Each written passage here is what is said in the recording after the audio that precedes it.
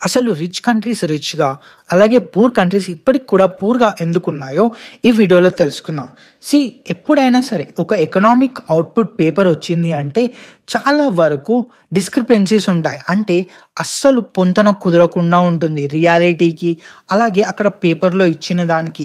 ఇవన్నీ ఎందుకు జరుగుతున్నాయా అని చెప్పేసి హార్వర్డ్ బిజినెస్ స్కూల్ వాళ్ళు ఒక స్టూడెంట్స్‌ని గ్యాదర్ చేసి హిస్టారికల్‌గా దీనికి అక్యురసీస్, డిస్‌క్రిపెన్సీస్ ఎలా ఉన్నాయో అని చెప్పేసి ఒక రీసెర్చ్ చేశారు.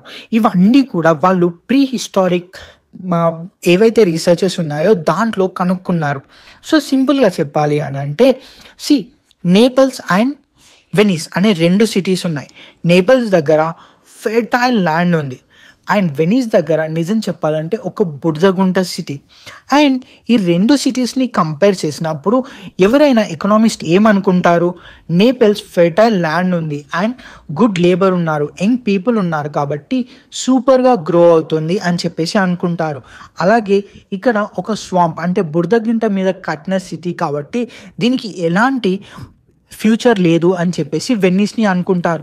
అదే ఒక 50 ఇయర్స్ తర్వాత ఏమైంది అంటే నేపిల్స్ నిజం చెప్పాలంటే చాలా ఎక్కువగా దయనీయమైన పరిస్థితిలో ఉంది 19th సెంచరీలో. ఇక మరొక వైపు వెనిస్ ఒక ట్రేడ్ హబ్‌గా మారింది. దాని సీ రూట్స్‌ని యూజ్ చేసుకుంటూ.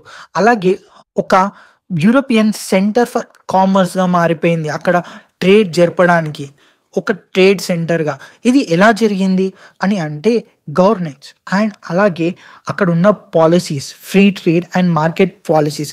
దీంట్లో ఒక పెద్ద ప్రాబ్లమ్ ఏంటి అంటే ఫ్రీ మార్కెట్స్ వల్ల ప్రతి ఒక్కరోజు ఎక్కువగా మిస్ అయ్యేది ఏంటి అంటే ఎప్పుడైనా సరే మనం ఒక కంపెనీని పెట్టినప్పుడు ఒక మిషన్‌ని ఎక్కువ చేసినా, ఒక ఆటోమేషన్ పద్ధతిని ఎక్కువ చేసినా సరే మనకు కాస్ట్ పర్ ఐటెమ్ తగ్గుతుంది.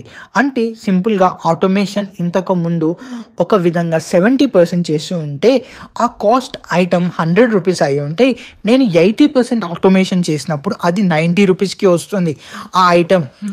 ఇలా అనుకున్నప్పుడు దీన్ని మనం ₹150 అమ్మితే ఇంకా ఎక్కువగా మనకు ప్రాఫిట్ వస్తుంది. అలాగే మన అవుట్‌పుట్ స్పీడ్ కూడా పెరుగుతుంది. అంటే ఆ సేమ్ షర్ట్‌ని నేను తయారు చేయడానికి ఇంతకుముందు రోజులో 100 చేసి ఉంటే ఇప్పుడు 120 కూడా చేయొచ్చు.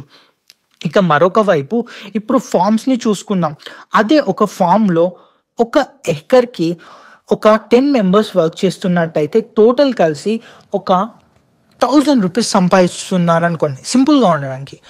₹1000 అని అంటే ప్రతి ఒక్కరు ₹100 ప్రాఫిట్ తీసుకొస్తున్నట్టు.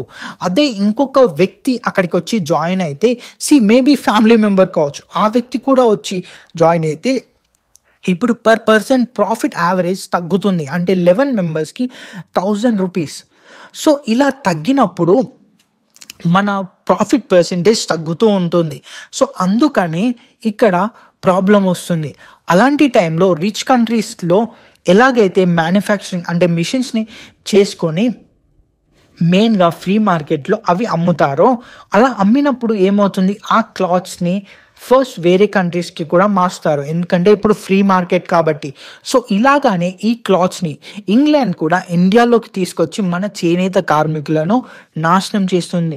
మన cotton industry, entire cotton industry 18th and 17th సెంచరీలో 25% of the global trade ఉన్న ఇండియా ఇప్పుడు 3% కూడా లేకపోవడానికి కారణం అదే. అందుకనే మెయిన్‌గా ఎప్పుడైతే అడ్వాన్స్ కంట్రీస్ అంటే రిచ్ కంట్రీస్ ఏదైనా మ్యానుఫ్యాక్చరింగ్ సెక్టార్‌లో వెళ్తాయో లీస్ట్ పూర్ కంట్రీస్‌లో ఉన్న అడ్వాన్స్ మ్యానుఫ్యాక్చరింగ్ ప్రోవెస్ కూడా పడిపోవాల్సి వస్తుంది. ఎందుకంటే ఇక్కడ మనుషులతో కంపెన్సేట్ చేస్తారు. ప్రొడక్షన్ పెరగాలంటే అక్కడ మెషిన్‌తో కంపెన్సేట్ చేస్తారు. కాబట్టి కాంపిటేటివ్ ప్రైజింగ్ అనేది కుదరదు. అండ్ ఇంకొకటి ఒకవేళ లో లెవెల్ మ్యానుఫ్యాక్చరింగ్‌ని చీప్ కంట్రీస్‌కి పంపించినప్పటికీ కూడా రిచ్ కంట్రీస్ రిచ్‌గానే ఉంటాయి. ఎందుకంటే సింపుల్‌గా గోల్ఫ్ అండ్ బేస్‌బాల్‌ని చూసుకోండి. గోల్ఫ్ బాల్స్‌కి చాలా ఎక్కువగా ఇంజినీరింగ్ అవసరం. స్కిల్ లెవెల్ కూడా అవసరం. దీనికి engineers and blue collar workers కూడా స్పెషలిస్టులు కావాలి.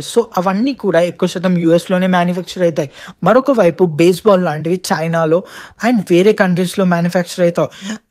China maybe second largest economy కావచ్చు. స్టిల్ వాళ్ళ టోటల్ మెంబర్ ఆఫ్ పాపులేషన్‌కి మాత్రం అది ఇంకా కూడా మిడిల్ ఇన్‌కమ్